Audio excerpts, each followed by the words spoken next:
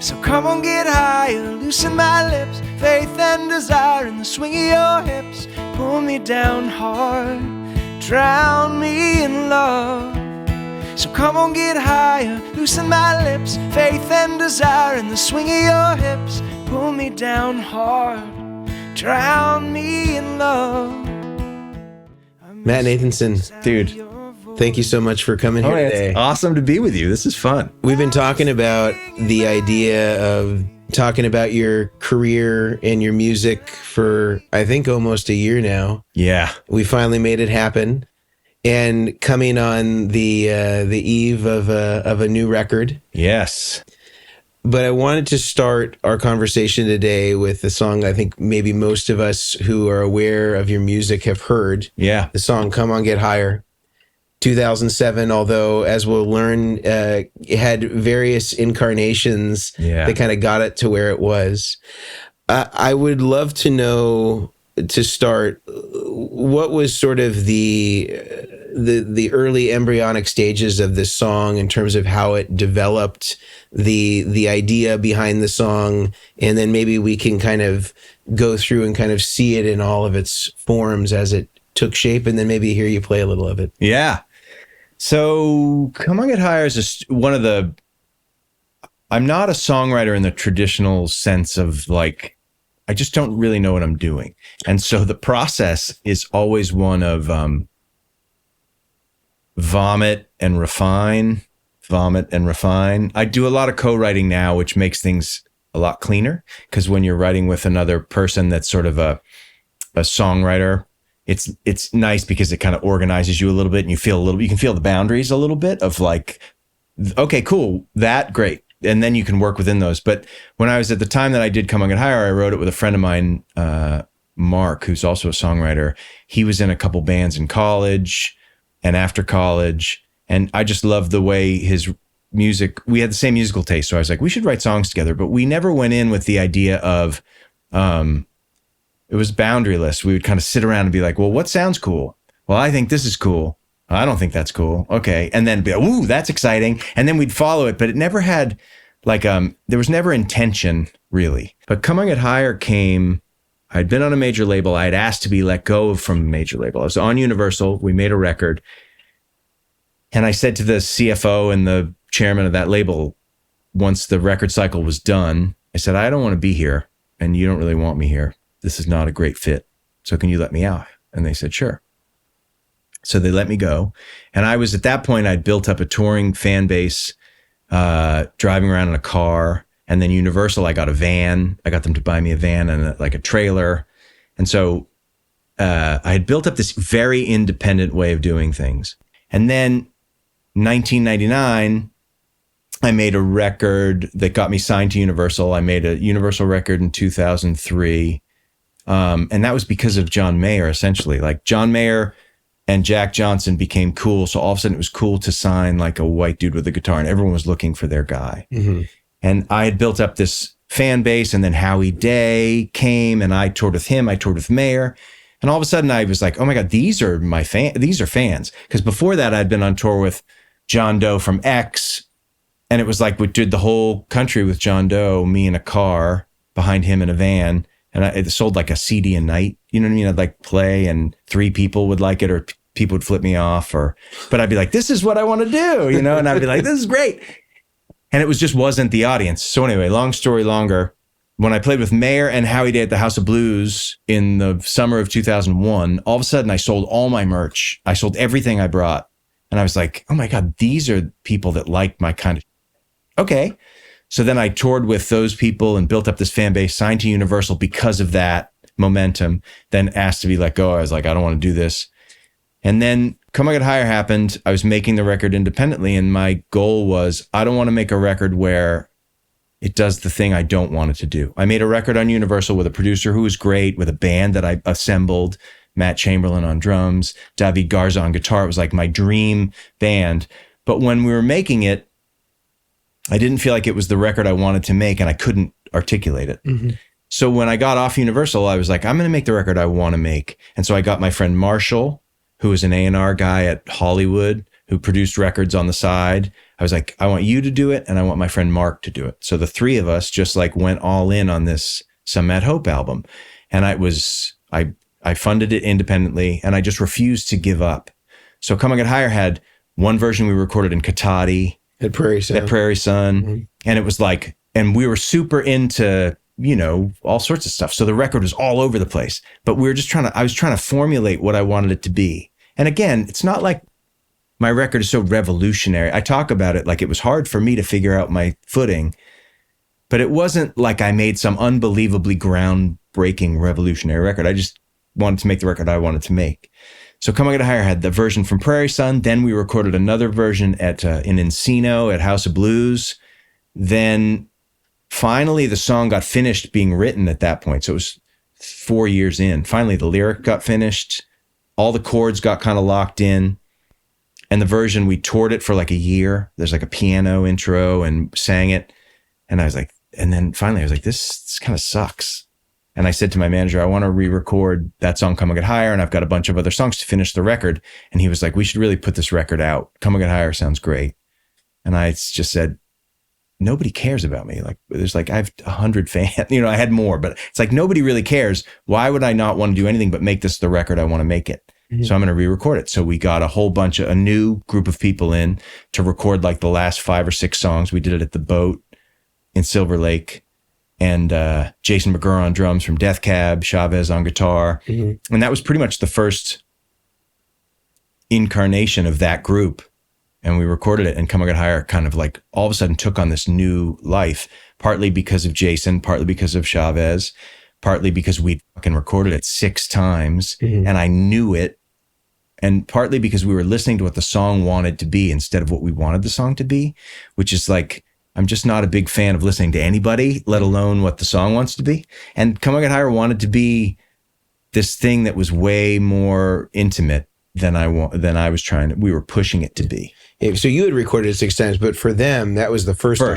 Because I had spoken with Michael Chavez separately after we had, initially started talks. And I was just curious what he had used for the electric guitar kind of pads and stuff like that. And by the way, it was a Vox and a Silvertone. And anybody else played that Silvertone, you'd be out of tune. Like, it was the kind of thing where like he controlled it like it was a fucking snake. Yeah. Do you know what I mean? Like, I'd be like, oh, Silvertone, fun. And I put it on, I'd be like, and I'd be like, this thing sucks. Yeah. And then he'd pick it up and it would be perfectly intonated. It was just one of those moments. Like, we'd done I think when you're organized, you can do that homework on your own without having it cost a lot of money, without having people being on the floor, without having to ditch drummers and bass players and all that stuff. But really for us, it was like Mark, Marshall, and I had been chipping away at this song. And then finally it was like Jason came up with that pattern on the drums that's kind of magical, kind of Bill Withersy, like, so there's a cool little thing that you hit me to where you kind of go through the whole record with kind of all the personnel that were involved, and he mentions, Jason, that like the previous to the version that became the one that we know, it was pretty like straight time as far as the drum, but then he kind of adds in this like extra rhythmic pattern with his left foot on the hi-hat. And that's like the intro that kind of sucks you in, and then comes in the acoustic guitar, and he's kind of the MVP there, I guess. He was. Who's the drummer that played on the Bill Withers stuff? Is it James Gadsden? James Gadsden, yeah. So it's very Gadsden. Well, let's listen to the first version. This is going to be the Katati version. Yeah. And this is the one that is more rock kind of centric, as you said. It sort of announces itself as it gets into the chorus and the various sections of the song. Let's give the folks a little taste of that, and feel free to have any reaction you want as we go. I will definitely have a reaction, like a shellfish allergy.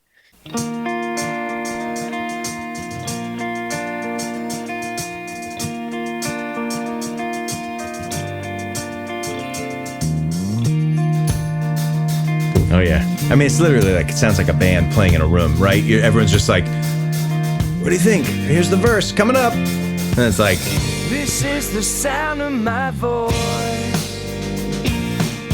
this ticking bomb in my head, this is the sound of your noise coming down in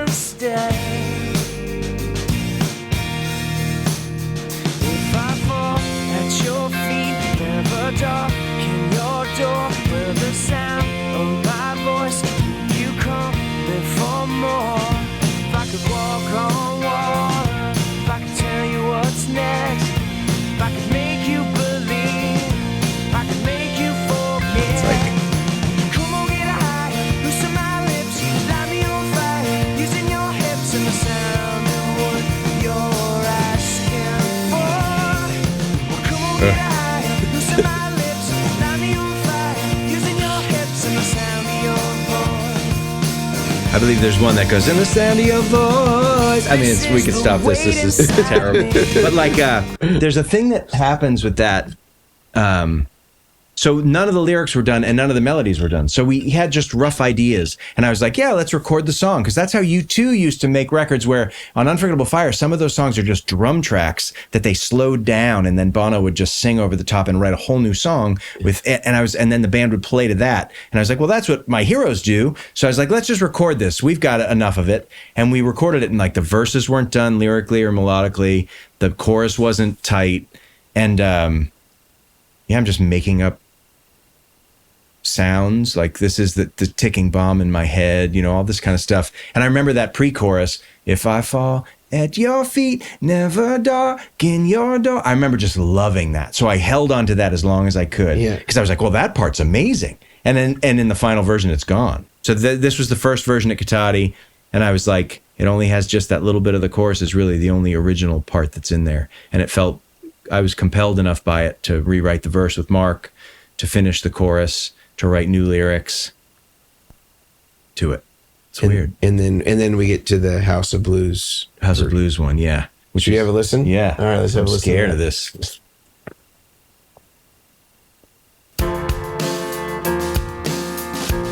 Super cut up drums. Like we invented a part. Because the drummer wasn't this kind of drummer that played on this. He was much more of a bar rock drummer. Like, it's like a loop. The piano's a loop. But the vocal cadence is getting more there. Yeah, we got the shape finally. If I could walk on water, if I could tell you what's next, make you believe. There's your bass part. And then it's like, yeah. It sounds like an Avril Lavigne song. I was going to say Sum 41, a little less. Yeah. And again, we just were like, okay, let's do this. And then we're like, there's a chorus. So that was the vibe. And like, that's the thing, is like, we did it in this way. And then when McGurr came in and when Chavez came in, they added this like beauty and like subtlety and like sensuality to it, that there's no sensuality in that version right there. It's just like, it's like a hate. You know what I mean? Like, it's like, is that weird? Right. You know what I mean? Like, it's just, So the audience poll. Yeah. I mean, there's like, but it just, because I think that was what I thought. We were also trying to be successful too. So it's this weird thing where if you want to win even a little bit, you have to figure out what's going on. Either you can decide to ignore completely what's going on around you, or at the time there was radio, there were labels, you played a game, and I loved that music. And at the same time, I was like, I want to be in that pool. And so how do we get into that pool? And I was like, well, this is a thing that people do. And I like when this comes on the radio, maybe we do it like this. Well, I'm wondering if we should listen to maybe some of Jason's drum parts. Yeah. And maybe some of Michael Chavez's guitar parts as well. Maybe we can start with the drums, Gabe, and hear some of that from the opening. This is the kick.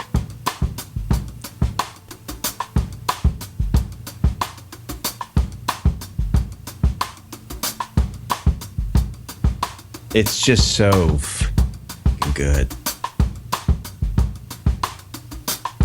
And the way he's doing the hat, it's like, it's the best, to me, it's the best part of the song. Every time I hear it in Whole Foods when I'm grinding my nut butter, I'm like, God damn, that's a good song. And it's really from the drums. Yeah. So anyway, it's great. Yeah, this is. Should we listen to a little of the guitar pads from Michael Chavez? Chavez, too. With that silver tone guitar and the AC30. He's a master. And his pedal board, his pedal board is the size of a small town. Yeah, it's like a door. Yeah. And it's NASA. It sounds like he's got, knowing him, it's probably like a Memory Man or something like that. It's so Edge.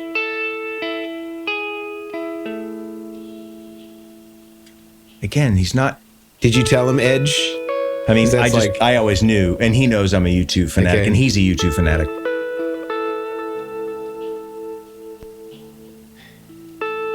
But he's developing this guitar hook, you know, that's running with the. Oh, it's fun. Yeah, to make you believe. It's there. He's just kind of outlining that whole thing. Yeah. Yeah, I mean, in just the arpeggios, beautiful. Absolutely beautiful. He's a monster. He is. Shout out to Michael Chavez, man. So to complete the conversation, I wanted to ask a few questions that I had about sort of the whole arc of the story of the making of Come On Get Higher.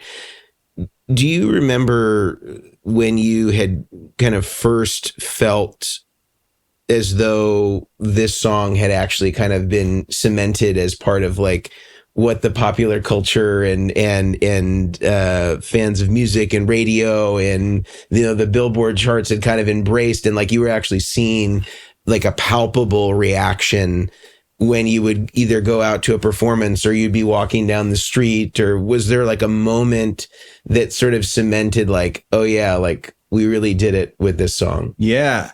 I remember very vividly playing a radio show in Des Moines, Iowa. I have never felt the way I've felt about Come On Get Higher before or since, where there was a feeling of momentum that was not brought on by work that I was doing. I feel like all my momentum in my career has been brought on by like my sheer force of will and drive, right? Like constantly pushing something up a hill always. Well, Come On Get Higher was the first time where like I didn't push anything, and all of a sudden things were happening. It was the only time in my life I think I took a vacation. It's the only time I've ever taken a vacation where I was like, we said to my wife, I was like, let's have a vacation. And we like went to Australia after the end of a tour cycle. And I literally just decompressed because it was the first time where I was like, I did it. I did the thing that I've always wanted to have happen, which is like momentum outside of myself. And I remember we were in Des Moines, Iowa, playing like on a riverfront for a radio station. They had like a little band shell set up.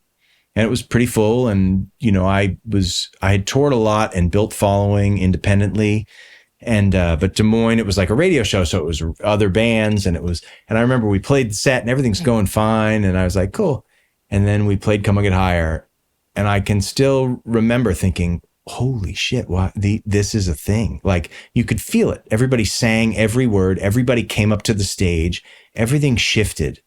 And I was like, I don't do drugs. I don't drink. And I was like, I could get used to this. Like, this is this is the most exceptional feeling in the world. It was like, I didn't have to work. I didn't have to push. It was like everybody sang it. And I turned to Aaron, who's my then and still guitar player and best friend. And I was like, dude, I think this is what it's like to have a hit song. I remember being like, because it was getting played, but I didn't know the extent at which people were liking it. And then sure enough, standing on stage, we're playing it. And I was like, I've never felt this in my life. And I'd been doing it in 2008. So I'd been touring for 10 years at that point. And I'd been doing it in cars, then in a van. And I was like, holy shit, this is awesome. And then all of a sudden people started knowing it. My dad, who doesn't really even, would say like, oh, so-and-so talks about your song. They heard it at the gym and, you know, that kind of stuff. And I was like, oh my God, this is rad.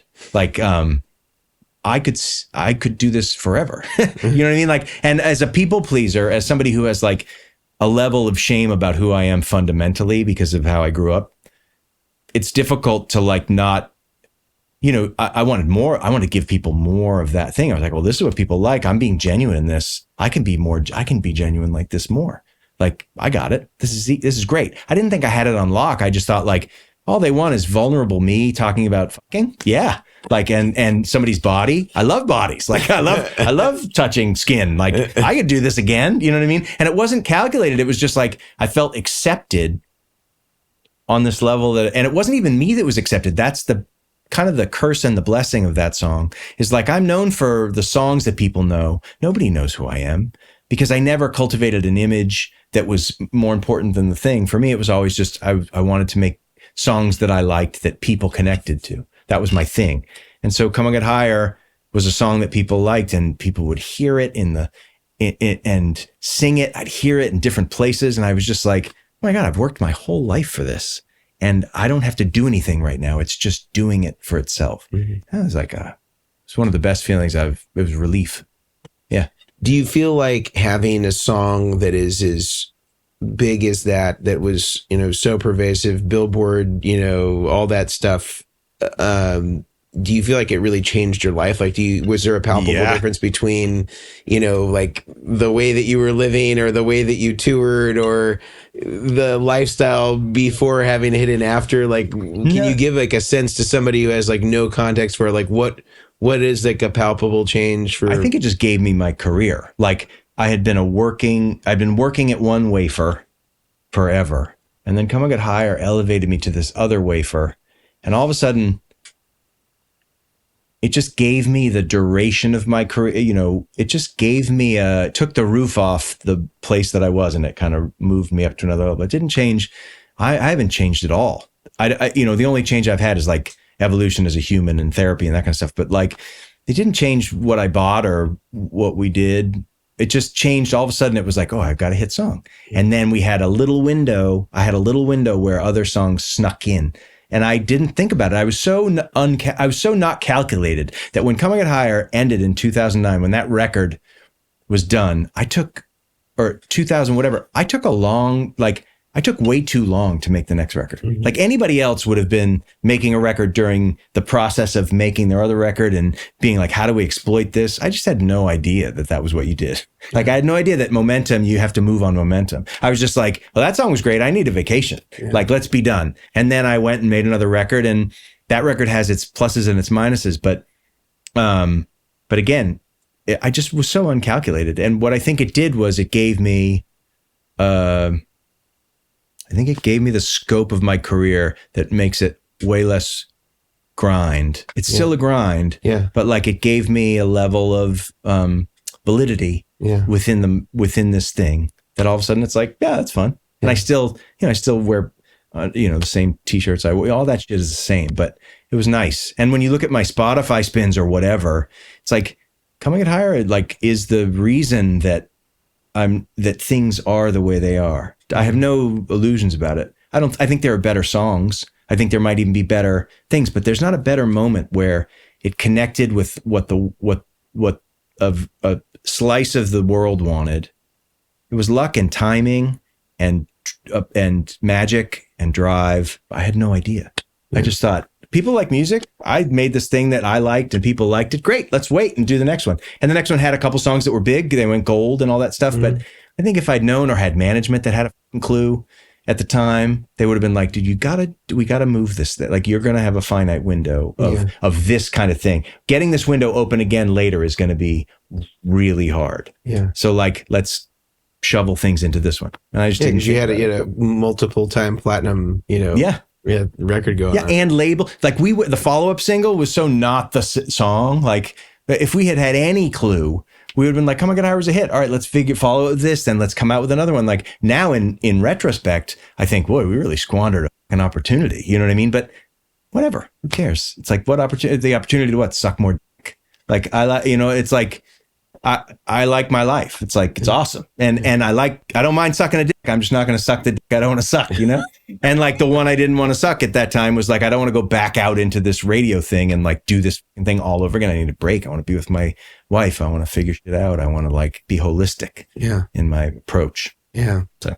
Well, I'm grateful for the song and it's definitely something that was, very instrumental in a specific part of my life. When I moved in with my wife, who is my girlfriend, there was we had an iHome, and it had it was the time when you had your iPad or iPod, and it would hook into this thing, and you had a certain amount of playlists based on whatever amount of memory it had, and that was one of the songs that was like of the 25 songs that were on this like workout version of iPad, and so it would just play in perpetuity in a loop when we would like be painting this house that we moved into together, and so we heard it all the time. Oh, that's great. And so it always evokes great memories for me. Dude, whenever I hear it, it was kind of like a magical time in my life. I was out of college. I was moving in with this person I ended up marrying, and so it has a special place for me every time I hear it. It's the best part about music is what you just described. Like the best part is that it soundtracks our greatest moments. Yeah. And sometimes we give it too much credit, right? But it's just soundtracking our thing. And I think getting ready for this, I never listened to myself. And I put on Come and Get Higher, and I was like, I called my wife and I was like, God damn. Like I put on a couple of songs and I was like, dude, it does what you want it to do. And that's so great. Yeah. Like when something just does what you want it to do and you put it on and it takes you back to, and it does justice to the memory of the thing you're trying to articulate in the song. Yeah. I think that's important because as I get older, I realize I think I always thought my life was going to have these same moments all the time. And I didn't know that they were going to disappear completely. Yeah. And like I was going to enter new phases and new books, not new chapters, but like new books. And Come and Get Higher lives in a phase and articulates a phase that it's like fun to have. Yeah. Yeah. Yeah. I love that. Well, I would love to hear you do a solo acoustic rendition of it, if you're so willing, and so we can kind of hear some of the magic right here in the studio. Yeah, it'll be definitely like watching one person get magic with themselves. It'll be like a party of one, your table's ready. But yeah, like watching a friend off. But I'll do it for sure. We'll save that one for the shorts. Yeah. Fun.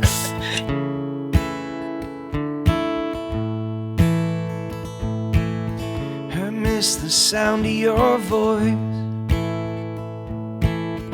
I miss the rush of your skin,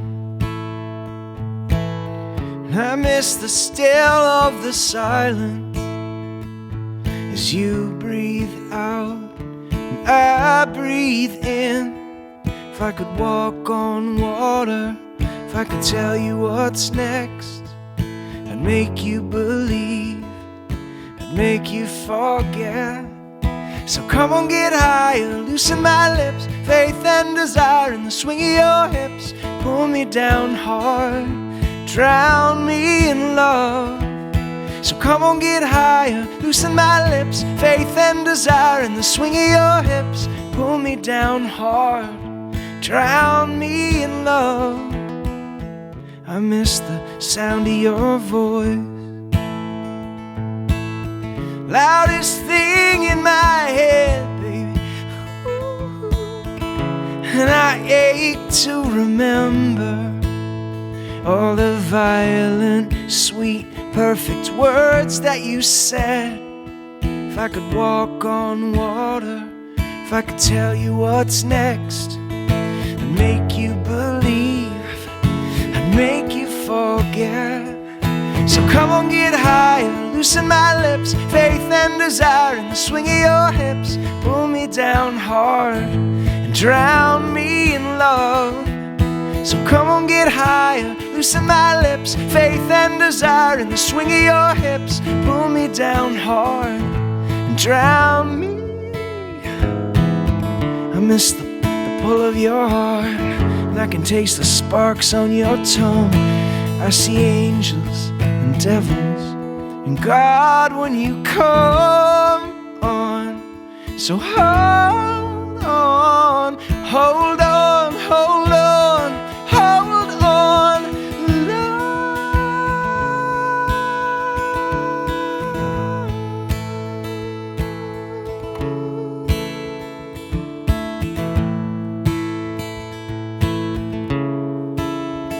Sing sha-la-la-la-la,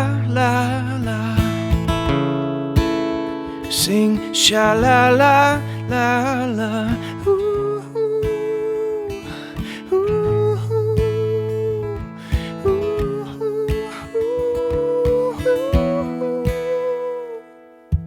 Come on, get higher, loosen my lips, faith and desire in the swing of your hips. Pull me down hard and drown me in love. Come on, get higher, loosen my lips, faith and desire in the swing of your hips. Pull me down hard and drown me in love. It's all wrong, baby, but it's so right. So come on, get higher, come on, get higher. Everything works, love. Everything works in your arms. We'll get right back to the interview with Matt, but before we do, I want to talk to you about Neural DSP. Neural DSP is my preferred plugin software of all the stuff that's out there. Not only do they have amazing sounding plugins that you can get straight from them, but you can also use things like their Quad Cortex to be able to create your own profiles of your amplifiers and be able to recall them at any time. They also have the cloud that allows you to be able to share any of your profiles with anybody that you want, or you can keep them private and just share them with your friends.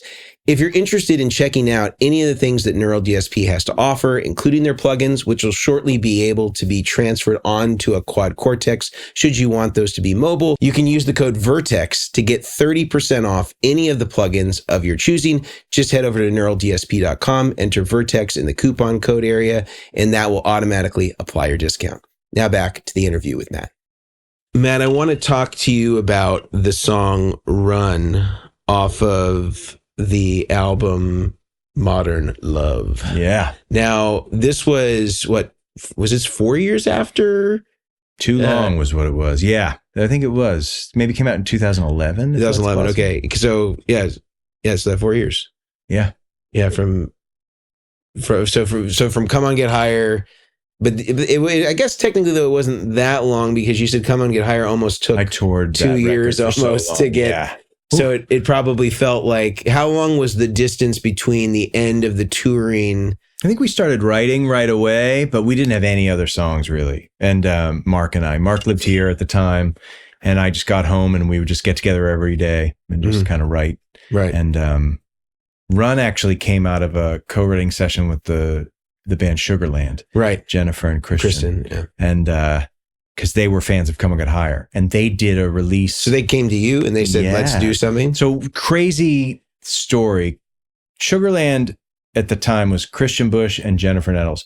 Christian's brother Brandon had been in Train. Okay. And so I knew Brandon from Train. What did he play in Train? He played keys in like a weird inner moment, like on one record, one run, when Johnny Colt from Black Crowes was playing bass. Right. But not the drops of Jupiter piano. No, but that was Chuck Leavell. Oh, that was Chuck Leavell? Really? Yeah. Wow. So pulled him away from Clapton. And yeah. And he was like, put him on the keyboard in Atlanta, put him on that piano at Southern Tracks. But so anyway, so this Jennifer or Christian heard the song, liked the song, did a live version of it that they stripped onto their record at the time, like the deluxe edition, and then reached out to me because they got my number through Brandon and said, hey, we're big fans. We did this version. Here it is. And I was like, oh, that's cool. Somebody liked this song enough to do it. And it's in a big room and well, it's neat. And then, said, if you ever want to come on tour or you ever want to do stuff together, let us know. And I was like, I want to tour. Like, I was just like, I'll tour. I want to tour. That sounds awesome. So I started doing at the end of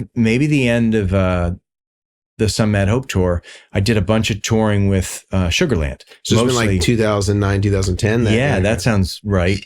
If Modern Love came out in 2000. Yeah, it did come out in I think 11. I have it here, 2011, June 21st. Hey. So midway. So I would say 2009, 2010, I did some Sugarland stuff. And it was me and Aaron just duo acoustic playing these arenas, first of three on a country tour. So it would be like myself, this kid, Billy Currington would be the direct support, then Sugarland, or Little Big Town, then myself, Little Big Town, Sugarland. It was like, and I'd never played country. I'd never played country shows. They toured Thursday through Sunday night. Yeah. The buses would leave where they lived Wednesday. So I would just do little runs with them. And we'd play weird places. It was never major markets. It was always like Piscataqua, Arkansas. And it would be like a stadium or like an arena basketball arena full of people who were like, yay. So I was like, great. So I just would tour with them, became friendly with them, and kind of started, they said, if you ever want to write a song together. And I think I'm speaking like I know, but they really wanted a song like Come On Get Higher. Right. That's because when we got together to write finally, I was like, yeah, let's write. And I remember it kind of being like, well, yeah, what if we wrote kind of a sexy song, like a thing? And I was like, okay, I love it. Like I said, I'm way in. And Jen and I and Christian just kind of wrote this song really fast. It was the fastest song I think I'd written at that point. Like we just days, hours, like one session of sitting together. Got it. And want to say the lyrics maybe took a little longer, but not really. I think it all kind of came together pretty quick. They had a really great system of working together. And I just kind of integrated in and was like, Christian would be like, what do you think of this verse? And I'd be like, how about this? And okay, great. And Jen would be like, what about this? And so we just wrote this song really fast. And the tracking too, it happened. Country music is it's like a machine.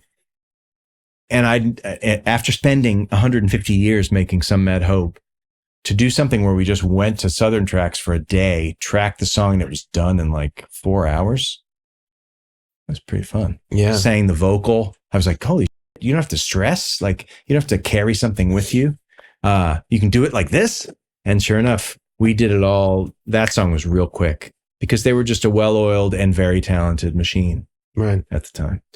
In terms of like how lyrics were contributed and, song structure stuff, was it kind of like a 50-50 attribution, or was it like, or was this kind of like whatever the better idea is wins, or kind of like that was it. And I remember Jen would kind of like, Christian is a very confident writer. So he would sort of like, I like this. And I'd be like, and when things start moving too fast, I get a little bit like, I can get pissed off or I can get quiet. And so I would say to him, if it didn't work the way I wanted it to work, it wasn't the most mature way, but I'd kind of and Jen, I remember kind of sensing it and saying, well, wait, I feel like you don't like this part. And I'd say, yeah, no, it's doing this thing I don't like. What if we did this? And then, cause I'm much more of a trial and error person when it comes to writing, cause I'm just not talented enough.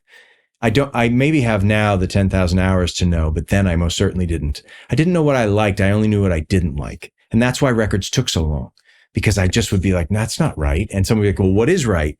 And I'd be like, I don't know, but this isn't it. So let's just keep throwing paint till we get it. With Sugarland, we nailed it pretty much fast, but I remember Christian works much faster than me. And Jen was kind of this great buffer, and then we sang it. And I was like, singing with her she's just an incredible singer. She elevated, I felt like a real singer in that room with her singing. Yeah. I was just like, it was like it's like when a plane is flying and you're kind of in the wind of the wind of it or whatever. I was catching her wind. Yeah, the little tailwind. Yeah. Well, I know, people who are, talented singers, they certainly, when you're singing a harmony or a duet, like there's an anchor to like really good singers that really kind of are there to catch you. And you feel like you have more margin maybe as a vocalist for sure when that's going on. It's like what we were listening to the drum beat McGurr played. It makes the vocal better because it's supporting, and she sang in a way where all of a sudden I was like, oh, I know where I am. Like I know what to do. This is great. And she's a much better singer than I am, but it was fun to do. I felt powerful with her. Yeah. It was a really neat experience.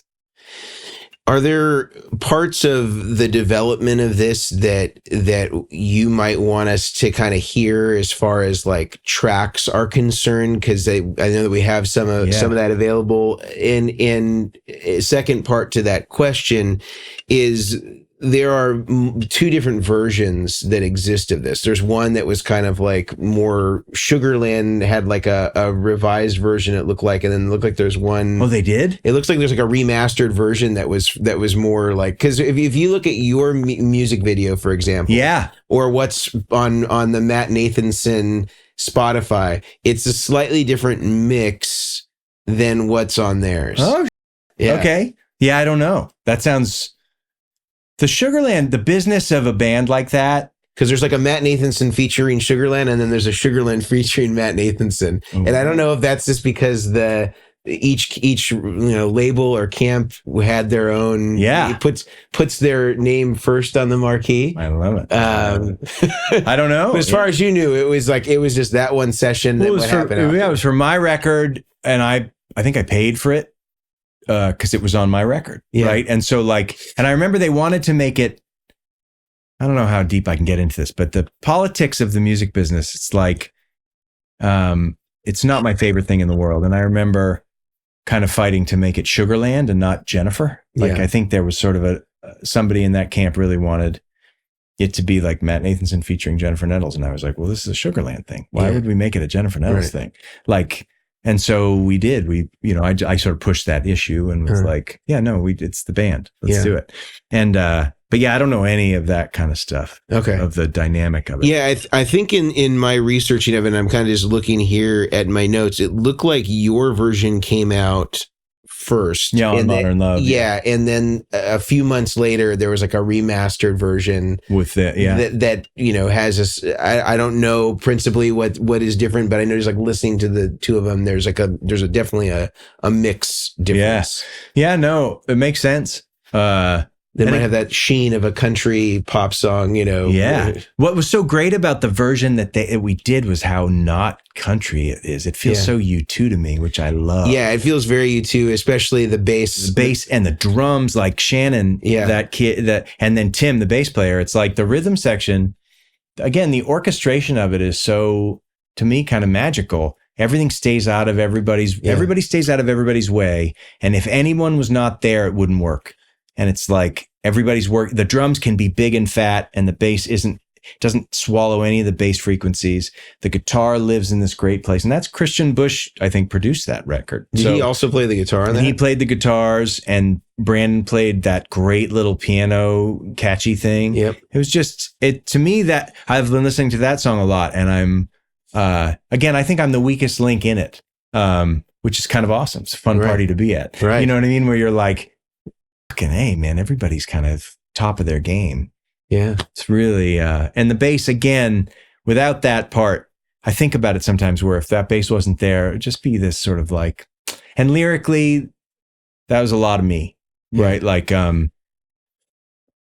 pull me in close, buckle my knees, I shake and I shiver just to, I trace your lines, you stir in my soul, watch sparks the heart of the world and I watch it explode. It just feels all like coming at higher kind of like that's just how I see. Doesn't feel like a country song. Naked people, you know what I mean? Like, that's how I see the expanse of someone's amazing everything. So yeah, that was really it. You're turning me on, and again, and Jennifer has this ability to connect, and so when we would sing it, felt like, oh yeah, this is like kind of like we're in love, but not in the way where I like fell for it. Yeah. But it was like it was so fun to inhabit that. Yeah, and it felt. I was watching Say Anything the other night, and like watching John Cusack and Ione Skye together every time they're on screen.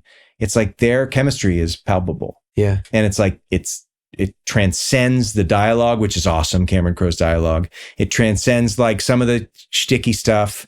And you're just watching these people do this thing. And for me, Jennifer and I had a nice moment in our relationship that felt like we were both believing in this thing in a way that made it really work. Yeah. And was it performed, like once you guys had it, did you start performing it right away on the road if you were still touring with it at that? Yeah, we did it. We did it on their tour a couple times. We did it on a couple shows, the CMAs, the Country Music Awards. We did it, and we did it on Dancing with the Stars. But yeah, and every time she would come sing it with me live, when it was my show, it was always just awesome. Yeah. She's a really good singer. Yeah, she absolutely is. Power and articulation. So maybe we should listen to some of these. Yeah, I'd love to hear that. Yeah, that'd be great. I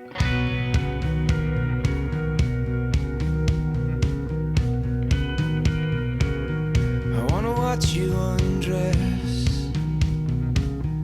I wanna watch you glow. Let your hair down all around and cover us both. And it's staying out of the way of the vocal too, all the arrangement. So it makes my vocal sound big and kind of fat in this great way. I think Endert mixed this, and he did a really good job of making sure, but the arrangement. I always thought it was great, Swallow Me Whole in a country song, playing at the CMAs. I always thought that was kind of fun.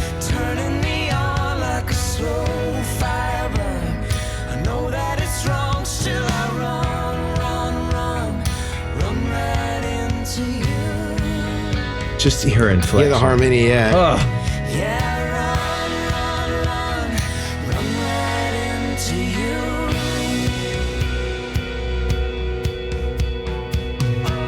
There's a little edge. Yeah, so edge. And then she just... Well, it sounds like he used like a Gretsch or something. He did. Big Gretsch. Yeah. Totally. I think through AC30 or? Well, like an AC30, I forget what he used, but like a 65 maybe. But like their version of a 65, I'm sorry. Yeah.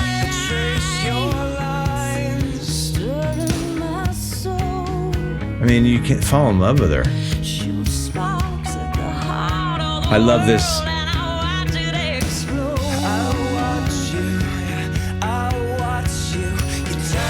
It's just like fun to hear it.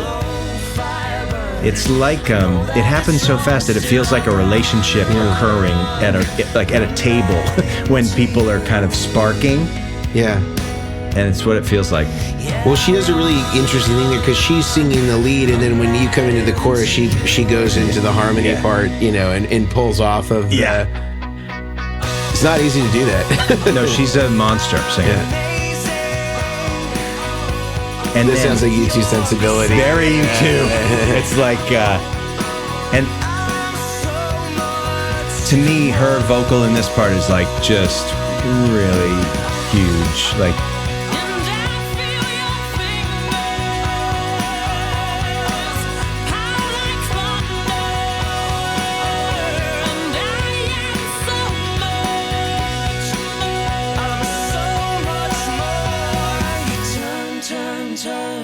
turning me on like a slow fire burn. I know that it's wrong, still I run right into you.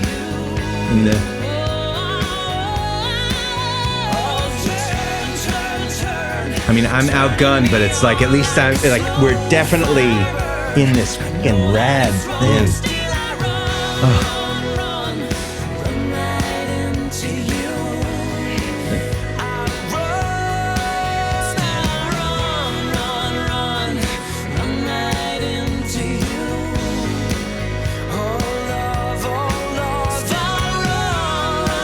Oh, she's a master.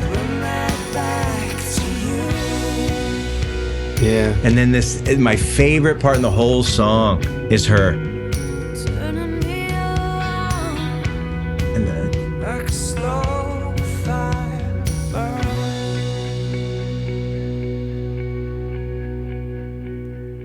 it's fun. Wow. And that's it. It feels like you're at the moment when people are sparking. And that was all Christian on the guitar. Yeah, I think he played everything. Well, I'm wondering, I know this is a little bit different than how it was conceived, but would you be willing to do a solo version of it? Where it's just Matt Nathanson. It's like, no Jennifer Johnson. I'm going to duet myself. You sing your own harmonies today. Totally. I'll be able to get this one. It's going to be good. Yeah. I wanna watch you undress. I wanna watch you glow. Let your hair down all around and cover us both. You come in waves. We crash and we roll. You surround me, pull me, drown me, then swallow me whole. You turn, you're turning me on like a slow fire burn. I know that it's wrong, still I run right into you. Yeah, I run right into you.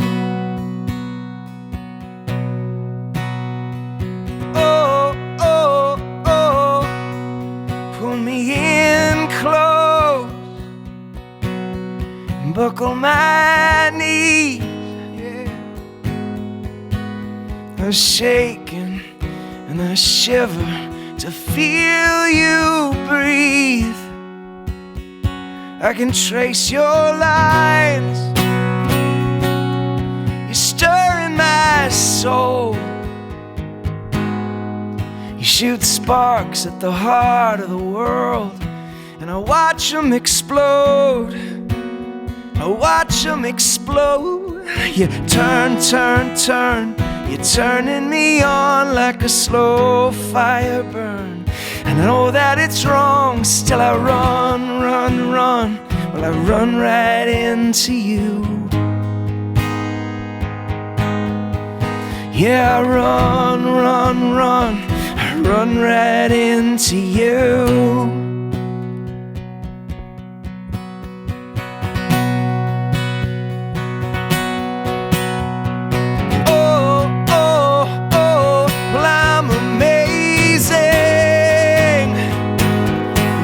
Beside me,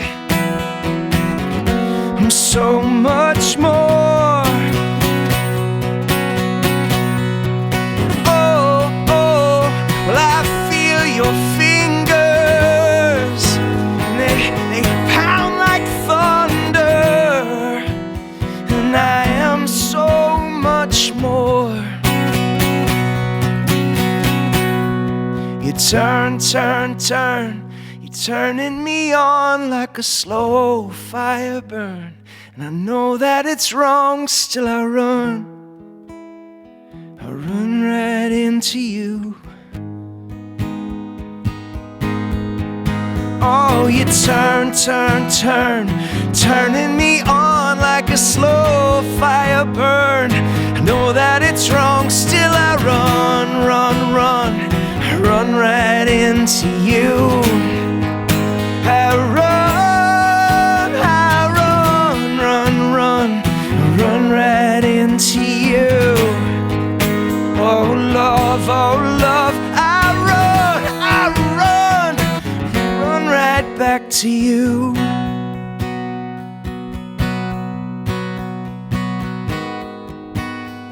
You're turning me on. You're like a slow fire burn. We will get right back to the interview with Matt, but before we do, I want to talk to you about our friends over at Sweetwater and their third-party resale site called The Gear Exchange. Now, there are many great third-party retailers that allow you to buy and sell from other people, eBay and Reverb being some of them. But Sweetwater has recently opened up a new program that allows you to do the very same thing, but has one key differentiator, which is if you decide to put your earnings onto a Sweetwater gift card, you get to keep 100% of your earnings. That means no fees whatsoever, so long as you're putting your earnings onto a Sweetwater gift card. And if you're somebody like me that's always buying new gear, it's a great way to basically use this system as a glorified layaway program to accumulate gift cards and then redeem them on the stuff that you would be buying anyway. So please do go check them out. Link will be in the description. Now back to the interview with Matt. All right, Matt. So I want to talk about German cars. Yeah. And the album Boston Accent. This is the pandemic record that you made with the great Butch Walker. Yeah.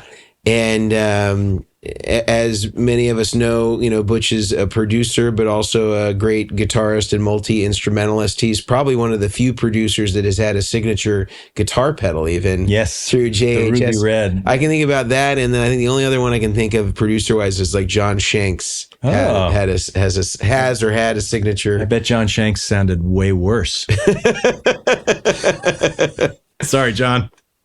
No, both great guitar players. I can appreciate. John Shanks is a great player. Some Michelle Branch as much as the next guy. Yeah. She's everything to me. Yeah, that's right. Good one. But I'm kind of curious. You hadn't worked with Butch, at least as far as I knew. A couple songs. Yeah, I'd known him before, and then he worked on a couple songs on the record before, and it was such a great experience. And we were managed by the same person. Okay. And this was the first full record. Full all the way through. I was like, let's just do it with Butch. Okay. And Jonathan, who was our manager at the time, said, let's just do it with Butch. And I just saw this Andrew Masters studio tour of his Nashville studio, but this predated that. This is when he was in LA. Yep. So he had a spot in Santa Monica, and it was great. It was like it was, that record had been difficult. The record before it had been really kind of difficult. It had taken a couple. What was the name of that record? Sings His Sad Heart, and it had couple producers on this song, couple to finish that song, that kind of stuff. And so I went to Butch, and we wrote a song called Different Beds together. We wrote a song called Best Drugs together. and then he produced those two, and he popped up a couple of them, like came in and sort of said, what if I put this guitar on this and this? And he just kind of made them better than they were. Mm-hmm. And I was like, God, working with Butch is easy. Let's do the next record with him. And it felt like a relief because he was in Santa Monica. It was like open streets, the air from the ocean, just felt like a magical thing. And he's such an easy human to get along with, that it was like, yeah, let's just try and do the next one together. Yeah. And so when you started writing German Cars, was this something that, you wrote prior to coming to record it, or was it something that got fleshed out in the studio? Because on the credits, it's just you and him are the only two people on that. Yeah. And again, it was so different than any record I'd ever made before, where it was like me and Butch, and it wasn't in the box. Usually when you have one other person, that person's working mostly in the box and like pulling together loops and then doing that kind of stuff. But this was like first time I got to work with somebody of Butch's talent level who'd be like, I was like, he's like, what do you want to do about the drums? And I was like, I don't know. He's like, well, I can take a crack at them. And then he'd play them and I'd be like, yeah, that's the drum part. Awesome. I'd be like, maybe we need a piano player. And he'd be like, totally. And he's like, well, let me try something. Come back tomorrow. And like, let me just see. Yeah. And then I come back and I'd be like, yeah, that's right. You know what I mean? Like, so percentage wise, it was like 85% of the shit that he did was correct. Like it was just sort of felt like, oh yeah, that's great. Yeah. And so German Cars started as a song I wrote this middle 8 section. We hated I went to school as a kid in boarding school from the time I was like 9 on. Uh-huh. And we weren't rich, but my parents just really didn't want to deal with me. Okay. And so I boarded at a school that was like 20 minutes from my house. And so I'd like sleep there and get to go home. And it was like pretty fun. And so, and I wrote this song about these kids that I saw, because boarding school, independent schools in New England at that time in the 80s were a place where like really rich people put their kids.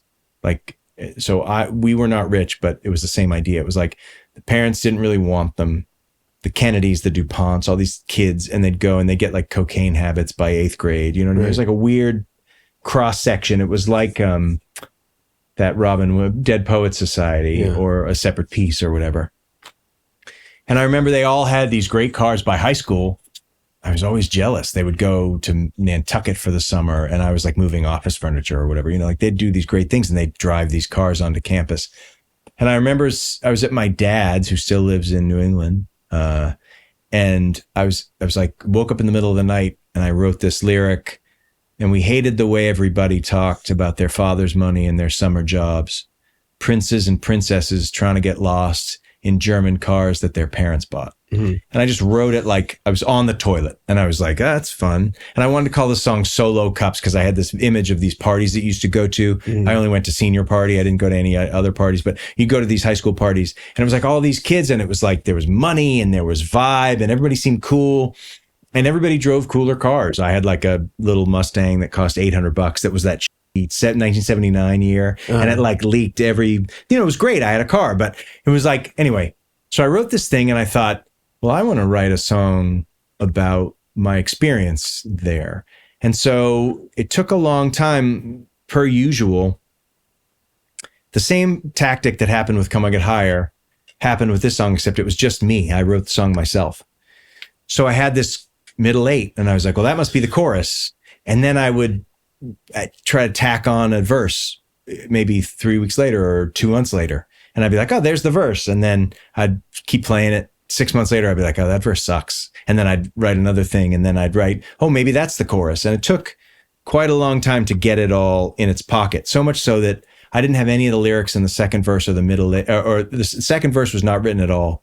So the day I was supposed to record this with Butch, I went in and I said, I got to be honest with you, I don't have the song's not done. So I got to go back to the hotel and do it. And I I put on headphones and my little, I had like a work system that I used, and I plugged a guitar in and I just sat and tried to finish the lyrics. And they ended up being pretty great. And I went back the next day and I tracked it. The way Butch works is like I sat down. This is, I think, from the record he made with Ryan Adams. It's like he doesn't like to do too much, doesn't like to overdo shit. which is like antithetical to me, right? Like, because to me, it's like, well, just play it as much as you have to play it. Right. And I remember sitting there with this guitar and he mic'd it up and he's like, just try it, try to get a take. And I was like, you know, I met you at a party and you were looking for your car keys, whatever, you know, rich kids and mama. And I was playing it with my fingers really lightly. And he was recording me and I did it like twice through because I just finished the lyrics the night before. I did it like once through. And I'm like, oh, let me just try it again. Hold on. And I did it. And he's like, yeah, that was it. And I was like, what? That's it? What are you talking about? He's like, yeah, man, that was great. Let me just start building on that.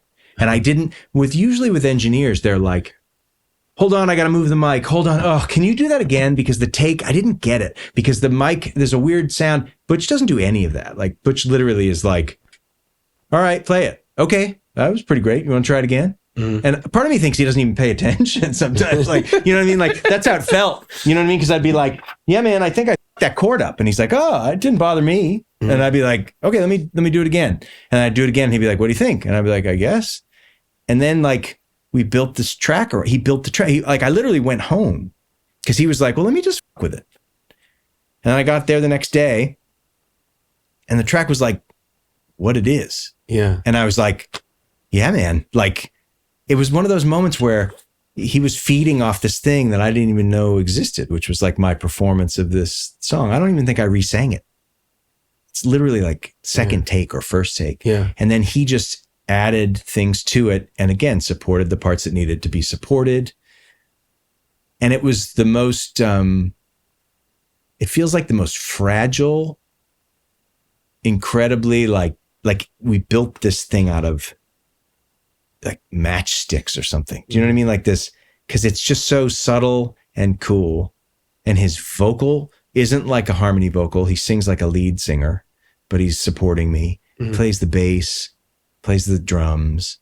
And it's like, it was just, when I heard it, I cried, and I never cry. Like, I got home at first, you know, guards up or whatever. I heard it. I'm like, it's good, whatever. Let's see what we can do. And then the pandemic happened, blah, blah, blah. And I remember just sitting finally when we got a mix back of it and I put it on, and I just like was overwhelmed by how good it felt.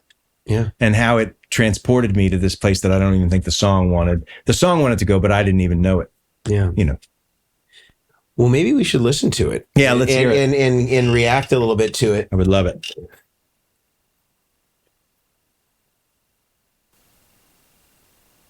I met you at a party. You were looking for your car keys. So these are just fingers. Yeah, no pick. Like, no pick. I'm like whispering the lyrics. Yeah. Just to finally feel some motion. I didn't even think this was a take. Waves sounded like explosions. Were you pretty set on the lyrics at this point, though? Like, they were dead on. Yeah, I'd spent the night kind of getting them really dialed. And you kissed like the Queen of California. And there's flamming going on with the acoustic against it. It's like, but it doesn't matter. Butch, like, he does this thing where it just, I really miss you, West Coast. it's a mess, but it's like it's a soup. I know you had to get yourself free. I know it gets hard just to breathe sometimes. Is he playing a pedal steel on the back? He's playing, I think, or he's doing like volume swells. Okay. Quite the same. I always keep a part of your dreams with mine. With mine. You and me were different pages, torn out of the same book. My parents, they just gave up, and yours was. It's really like a duet. He and I. The bass is killing. It's so. 20 years of screaming, and we barely made a sound.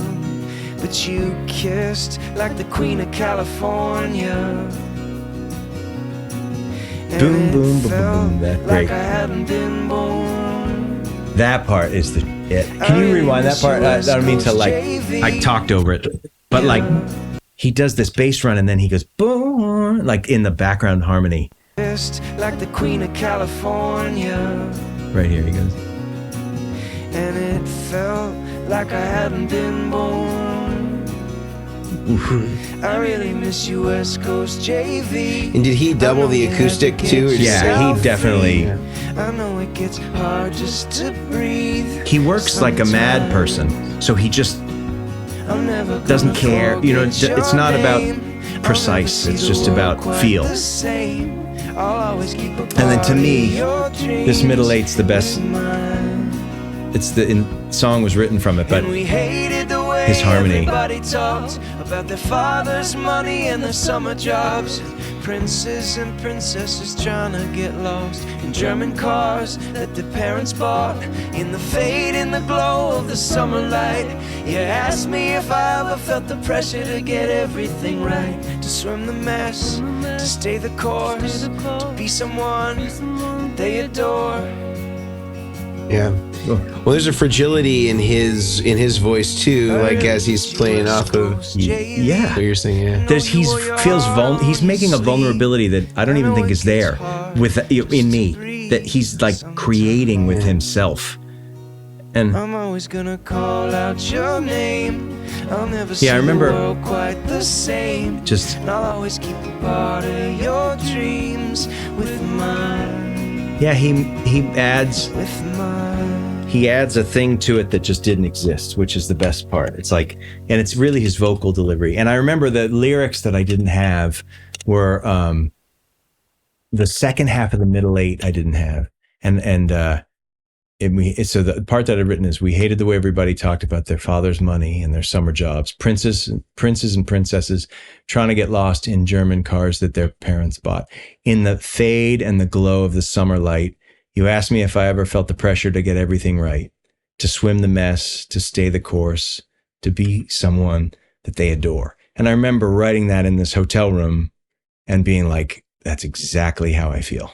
Like I'd been grinding against the second half of that because I was so into the first half of that Middle Eight and I had nothing for the same melody in the second half. Mm-hmm. And I remember just sitting there being like, what the fuck am I going to do? I got to record this tomorrow. And then it was like, those lyrics just came out like, and I was like, and I remember it was one of those moments where magic, it's not about you. It's like you're channeling this thing. And all of a sudden I was like, that's exactly it. And it makes me cry because like, it's exactly how I feel. Yeah. And it was one of those great moments built on like the pressure to get something done and sitting there and kind of grinding against it. And then God like walks through the room and is like, I'm going to give you this one. Yeah. And you're like, that's exactly what I wanted to say. And whether or not it affects other people, it's inconsequential. It's like, but when it does, you're like, yeah, that's what I'm here for. Like, I'm here to transcend my own stupid to sort of like either make something with Jason McGurr and Chavez or make something with Butchie or make something with Sugarland. Like, how can I forget who I am and how can I like be elevated into this place where I'm not in control and something just occurs? Yeah. You know, it's great. Yeah.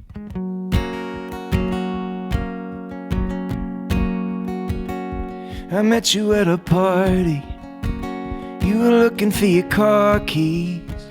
Rich kids and Bob Marley. Yeah, they're never any fun. So we drove out to the ocean just to finally feel some motion. The waves sounded like explosions, and we counted everyone. But you kissed like the Queen of California,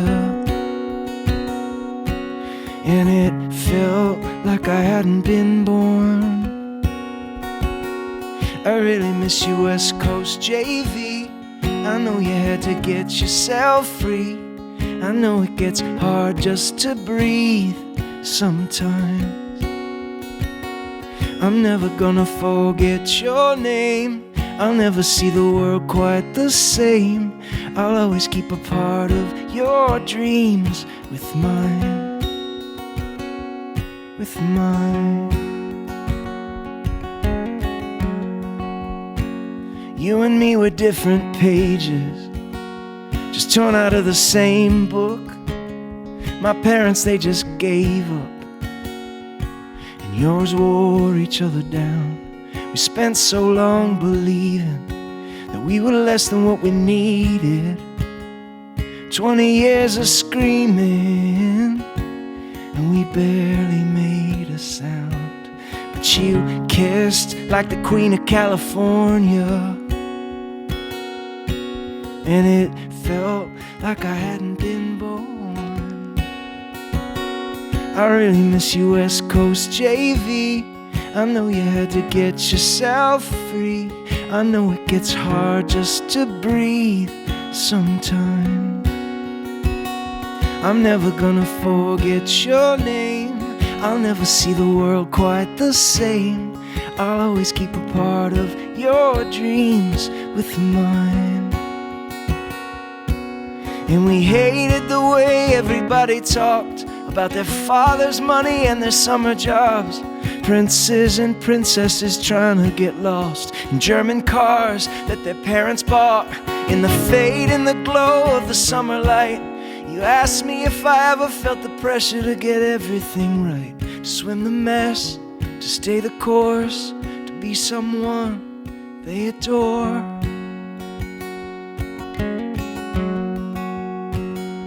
I really miss you, West Coast JV. I know you wore your heart on your sleeve. I know it gets hard just to breathe sometimes. I'm always gonna call out your name. I'll never see the world quite the same. I'll always keep a part of your dreams with mine, with mine. Matt, I want to move into your new album, which by the time this interview comes out will either just be released or maybe have been out a week or two. And it's The King of Unsimple. Yeah, record like 13 or 14, I think. In parentheses. Yeah. And it looked like there's some nice vinyl as well, which I'll have to procure now. There's colored vinyls, so you can get whatever you want. I know a guy who knows a guy who can probably get you one. Oh yeah. All right. But we're going to focus on one song here, and it was a little difficult for us in sort of our pre-interview phase to kind of narrow down what we wanted to do, because you had some songs that you did with the Indigo Girls, and you had another one that was produced by Butch Walker, but we decided to go with Map at the Mall. Yeah. And, I think one of the themes that a lot of the music that we've talked about up until this point, and just pop songs in general, are all about unrequited love. But this is a little bit more about self-actualization. And so I'm kind of curious, from your perspective as a songwriter, what do you think is so, why do you think that songwriters choose this theme over anything else? Right. And also a second part to that is, it seems like as a lot of songwriters get more mature, and I'm thinking about, the Joni Mitchells, the Bob Dylans of the world, their music tends to move more into sort of this self-actualization or just like existential sort of topics as they age as songwriters. And maybe they don't feel as a 60-year-old they want to talk about love anymore or whatever it is. They're not in the same way. But what's your take on that? Yeah, I think to answer your question about why people in general seem to like it is, I think feeling left behind and less than is like a real gap. It's like the fuel that runs our society, right? It's like the thing it's why I get jealous when I go on Instagram and I'm like, I say to my wife, like, we need new cabinets in the kitchen. Like, I don't know anything. I'm like getting jealous of a stranger's cabinets. You know what I mean? Like, it's like we live in a place where we're never enough. Like, that's the fuel that makes kind of the financial picture spin. We spend money on things like new cabinets or Botox or a new car or whatever, keeping up with the Joneses, that idea.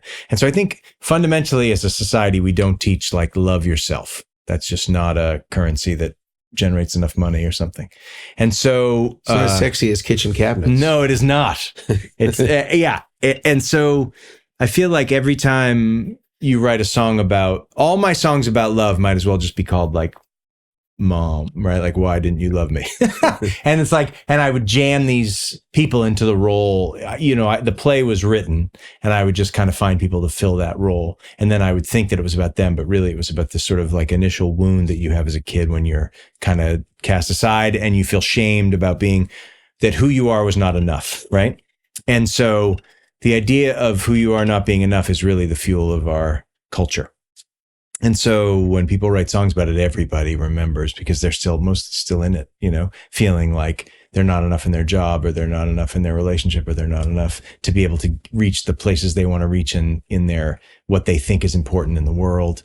And so, yeah, I think that's why everybody's had their heart broken too. So everyone can relate to that, but it's still such a palpable thing, because I think we all feel like our hearts are broken all the time. Yeah. And so for me, my mom died during COVID. I hadn't talked to her for a long time, 12 years, 13, 14 years. And when she died, it coincided with a couple other kind of monumental moments in my therapy life. And all of a sudden I realized that I didn't want to chase this thing anymore. I didn't want to chase the love of my mother. I wanted to focus on this other thing that I had been ignoring, that felt less accessible. And Map at the Mall is the first version of that, where it's about, I wrote it with this kid, Gabriel, who's an incredible songwriter and incredible artist. And I've still never met him. We wrote 2 songs on Zoom during COVID. And I always come into those co-writes with like the first line and an idea. And so my idea was, it was so much easier when we could find ourselves as a dot on a map at the mall, right? Like that. Then I said, I want to write a song called Map at the Mall. And I also want to write the first line, I overdosed on magic thinking. Because I was feeling disillusioned by everything. And I was feeling like I was, 50 and or 48 at the time, but rounding the bend of that and having this moment of feeling that way.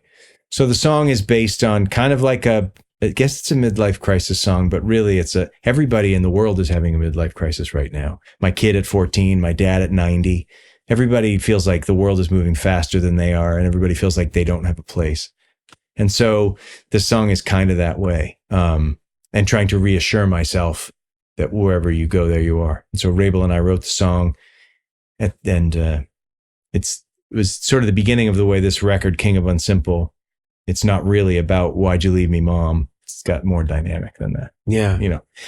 And Rabel created actually like a demo of this at your request that we talked about, offline in preparation for the interview. And I'm wondering if it might be interesting to kind of hear that version before we go into, the studio version. And what is the reason, out of personal curiosity here, that you would tell them to create a demo of a Matt Nathanson song? What's the thinking behind that? So we get done writing, and there might be lyrics that I know I'm going to go in and gut, right? But I don't want to get in the way of the process of the creative process.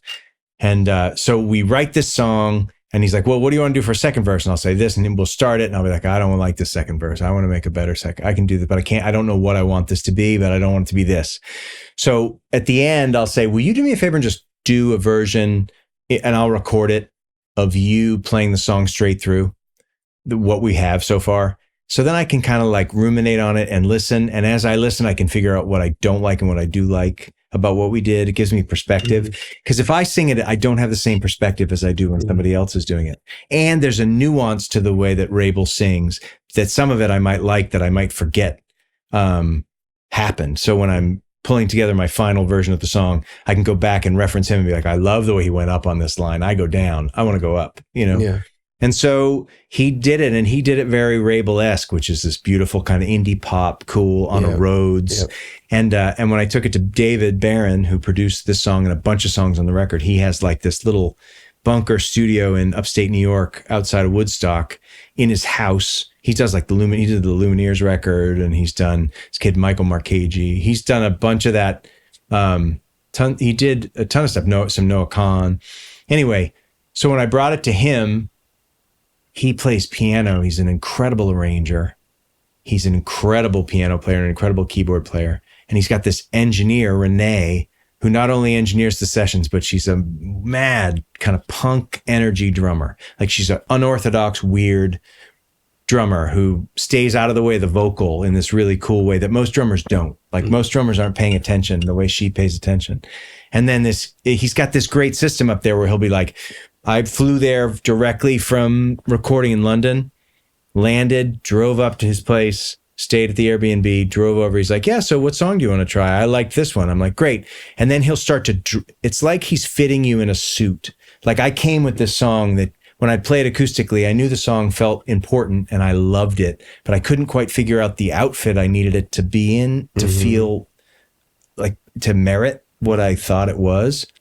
And we just started assembling this thing. He's like, well, what if we did this? What if, and then I'd be like, oh, what if it was just piano? And he's like, what if it was this? And then we built this thing and there was no bass on it. It's just me singing, piano, Renee's drums. And then he's like, oh, my friend Jeff is driving by tonight.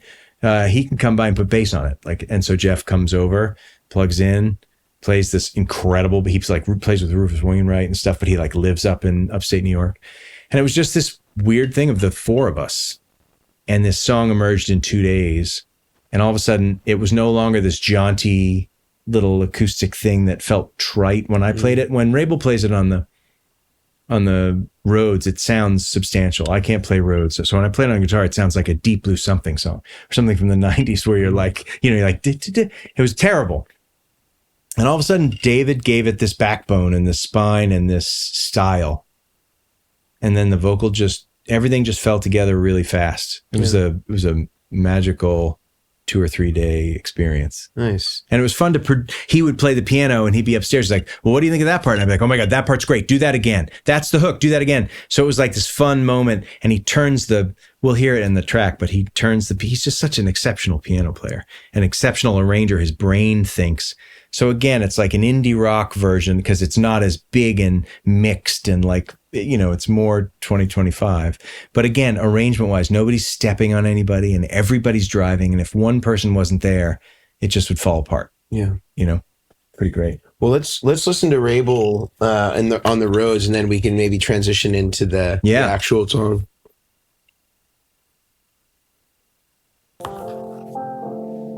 This is literally just him on Zoom, and I'm just recording him. I overdosed on magic thinking. I bought some land and I built a house. I turned my head for a minute and it fell down. And he does these pushes in certain parts, and it's really exciting when he plays it. Down to San Francisco. Found me an off-market 2-bed space. Now I'm just pissed at the world in a colder place. Oh, it turns out wherever you go, you're never on solid ground. And I know now what it feels like it won't. The world just keeps spinning around. I lost a friend to some few bad choices. So anyway, and there's a hook that's in there too that the arrangement's a little different, but I don't know what the point is. yeah, it's like the lyrics are different, the feel is different. So it was fun to get David to make it. Yeah. It sounds, that's very Rabel, and all of a sudden the David version is very me. It's great. So should we hear the David version? Yeah, I took off my shit too soon. It's exciting. I overdosed on magic thinking. Got some land, tried to build a house. Turned my head for a minute. It's all gone now. Feels like Meatloaf. I love this. I ran for years on a few bad choices. Bad out of hell. Totally. Or, like Objects in the Rearview Mirror, that bass against that piano always felt really Meatloaf to me. From a colder place. Oh, it turns out wherever you go, you're never on solid ground. That form. And I know now, feels like it won't. Then he turns it around for this. So dope. Wherever you go, there you are. Wherever you go, there you are. I always struggled And the drums, it's like Renee's just this kind of slight woman, you know, and she just like bounces when she plays. Goodbye, goodbye, goodbye. Oh, it turns out wherever you go, you're never on solid ground. Yeah, and I know now it feels like it won't, but the world just keeps spinning round. And then Oh, I miss the feeling of losing myself, dreaming big, 'cause my problems were small. When life was as simple as finding yourself as a dot on a map at the mall. Wherever you go, there you are. Wherever you go, there you are. I like how his Wherever phrasing you here is go, a different, there you he does this kind of, Wherever you The pattern, yeah, the arpeggio is a little different on the right hand. and then he changes right, so he plays major chords. losing myself, dreaming big, 'cause my problems were small. When life was as simple as finding yourself as The drums are fucking badass. She's just so good. Yeah, I still remember the days that we'd spend when nothing could touch us at all. Your life was as simple as finding yourself as a dot on a map at the mall. Yeah, that was fun. I love the way he turns that rhythm around in the piano, which reminds me of the beginning of the Boomtown Rats. I Don't Like Mondays, I think is what the vibe is. But anyway, yeah, it's fun. It's like that to me is a punky, weird little organism. Like her drumming is ferocious. His piano playing is really melodic and really moody. And then the bass kind of supports, but really it's what's happening with the rhythm that against the vocal. And it changed the song in a way where every time I hear it, I get really excited because it's got this urgency and this sort of aggression that without being aggressive and urgent. Yeah. Like it's fun when people are really good at their jobs and then they come work with you and they elevate what you do to something. It's the best part of this job. Yeah. Magic stuff. Yeah.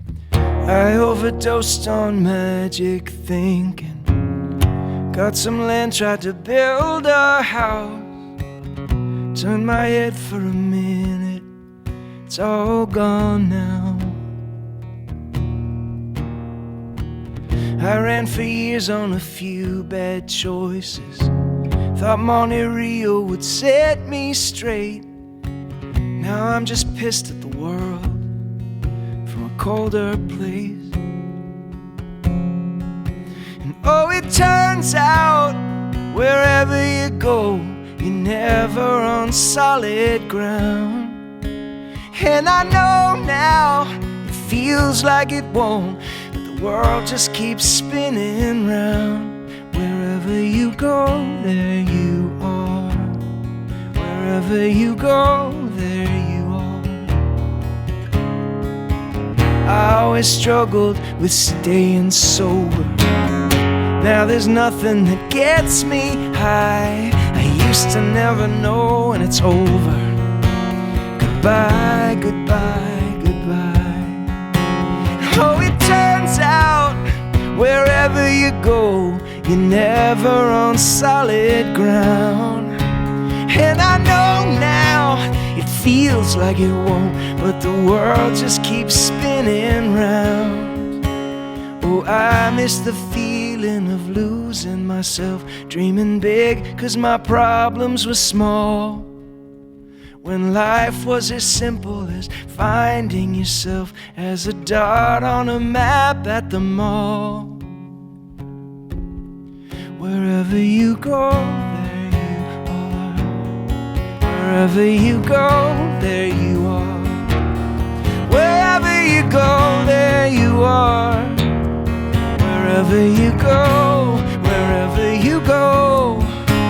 Oh, I miss the feeling of losing myself, dreaming big, 'cause my problems were small. When life was as simple as finding yourself as a dot on a map at the mall. Yeah, I still remember the days that we'd spend when nothing could touch us at all. Your life was as simple as finding yourself as a dot on a map at the mall. Well, I'm very excited to get into the record. I know I've gotten to listen to a few of the pieces, including the Indigo Girls one about Whitney Houston's national anthem. That's a fun song. And Impossible People, the Butch Walker produced one. And you're going to be touring here in the winter and spring of this year. Is that correct? Yeah. And so in some great supporting acts that are a part of that, I saw Vertical Horizon listed on there, and the great Matt Scannell. And, I love Matty. And Lisa Loeb, I think, was listed on there. Katie Tunstall, Lisa, Rachel Yamagata, who sang on this record. I met her finally. We'd been running in the same circles, but I met her in Woodstock. She lives up there. Nice. And so she's coming for a bunch of dates. KT's coming for a bunch of dates. Lisa, and then and Matt. Vertical Horizon. So yeah, it's fun. And music. So if people want to check out more of what you've got going on or tour dates, where should they go to find that? I think just mattnathanson.com, or Matt Nathanson, whatever. Or we'll have all of Matt's socials and website and all that stuff listed in the description of the interview, so you can check that out if you're interested in seeing more about what's going on. But Matt, I'm just so appreciative, firstly, for you being here and being willing to share the stories about some of these amazing songs, and I just really appreciate that you improve the world of music by your presence and your words and your guitar playing. And so I just wanted to say thank you for all that you do, man. Yeah, thanks. That was just super fun to hang with you.